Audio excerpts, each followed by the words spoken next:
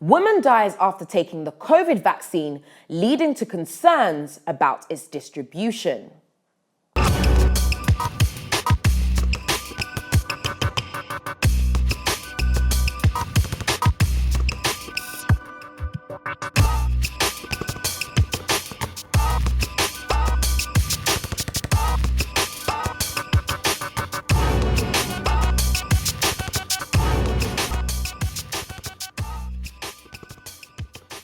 Hello, my name is Nissy Tee and welcome to Watchman News, breaking the breaking news.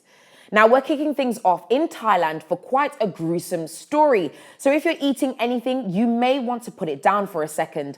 A Buddhist monk beheaded himself with a DIY guillotine. Yes, you know, one of those things that your teacher used to use to slice up pieces of paper in school? Yes, one of those, in the hopes that it would bring him good luck in the afterlife. According to reports, Thamakkorn Wang preacher, aged 68, had been planning this ritual sacrifice for more than 5 years. Thamakkorn Wang preacher, who was the head monk of Wat Phung Hing Ong Monastery in northern Thailand, ended his life by laying under the makeshift guillotine, of which the blade was attached to ropes, which he then cut in order to bring the 3-foot blade down on his neck.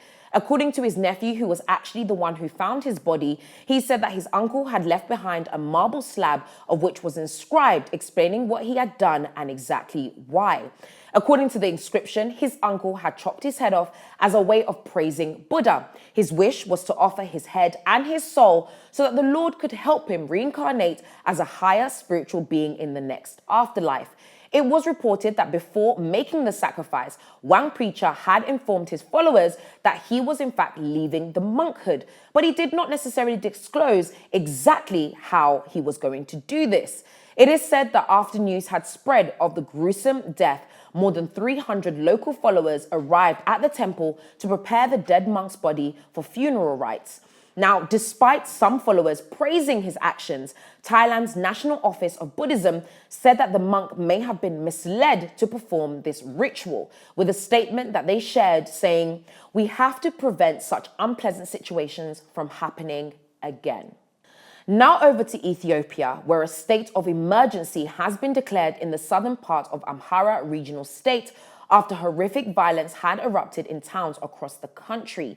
In a statement made by the Ministry of Defense, there were 3 days of deadly armed violence in the town of Ataye over the past week and several other areas in Oromo special zones, leaving over 300 people dead and many displaced.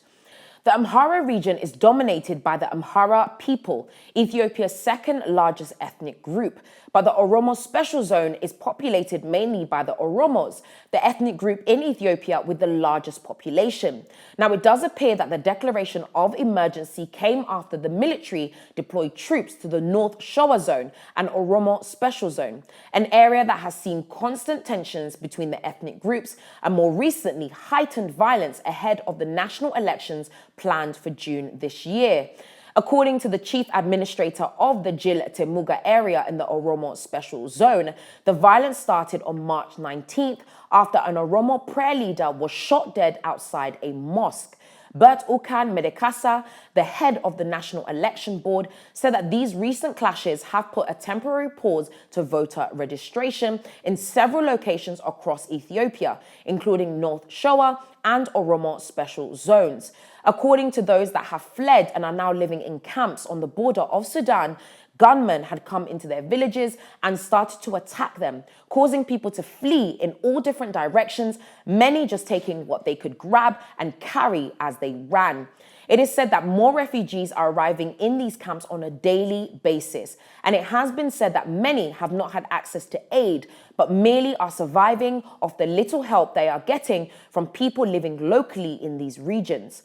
Now, as I've mentioned before, a lot of us find it so easy to forget just how much privilege we have when there are people quite literally living in parts of the world where they don't even know if they'll make it through the night. Our hearts and our prayers are with those in these regions of Ethiopia during this terrible time. An Italian woman has died after taking the Oxford AstraZeneca vaccine. Augusta Turiaco, aged 55, fell into a coma and died 19 days after having her injection. She had taken her jab on the 11th of March and posted on Facebook expressing her joy with a picture that read "Fatto," which is Italian for done. After feeling initial side effects, she posted another picture on social media which said everything will be all right, in an attempt to reassure her friends who are worried about her health. Sadly, this wouldn't be the case for her. She later developed a high temperature and had a severe headache.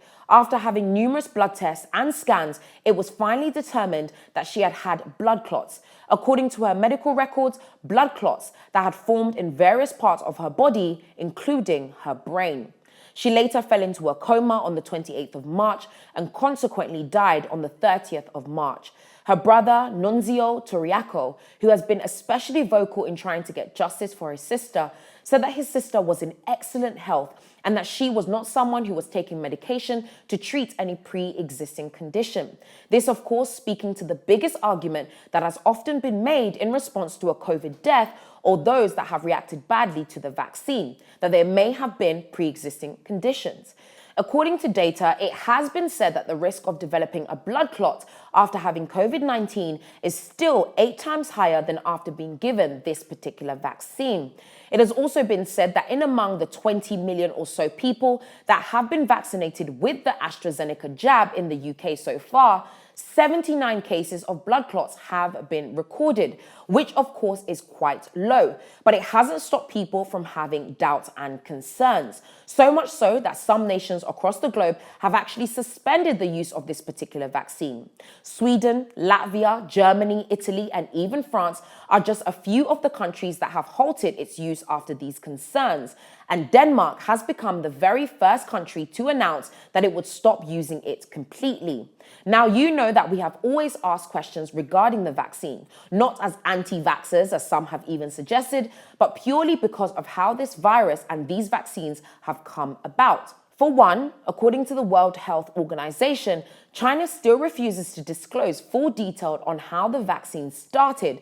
While they claim that they have been transparent, there were many a times where even I reported right here on Watchman News how the Chinese government refused to give those from the WHO full access to files and information, and I've said absolutely nothing about the disappearance of patient 0, the very first person to have had COVID-19. Then we move on to how quickly these vaccines were made. Now, some might argue that medicine has evolved and we should be proud that these vaccines were made so quickly, as they are quite literally saving lives. But how about we question why having a vaccine, something that goes into your body, may be the difference between you having complete freedom or not? And let's not even talk about the money. Now, everyone knows big pharmaceutical means big business, and big business feeds into big corporate greed. Now, we literally had a vaccine race where people were racing to create the vaccine first in order to make the most profit. Now, if that doesn't concern you, then I don't know what can. But as always, let us know your thoughts by leaving a comment below. Does this raise concerns for you? Have you had the vaccine or plan to have the vaccine at all? Or perhaps you just plan to stay right away from it? If so, what do you think about potentially not being able to travel or go to your local pub because you don't have a quote-unquote vaccine passport? As I always say, this is never a monologue. This is always a conversation. So please do leave your thoughts below. And with that, I'd like to thank you once again for tuning into Watchman News. If you haven't done so already, make sure you like, subscribe, and share this very video. And make sure you hit that bell button so you're notified every single time we post a brand new video. Thank you so much for watching. I'll see you again soon.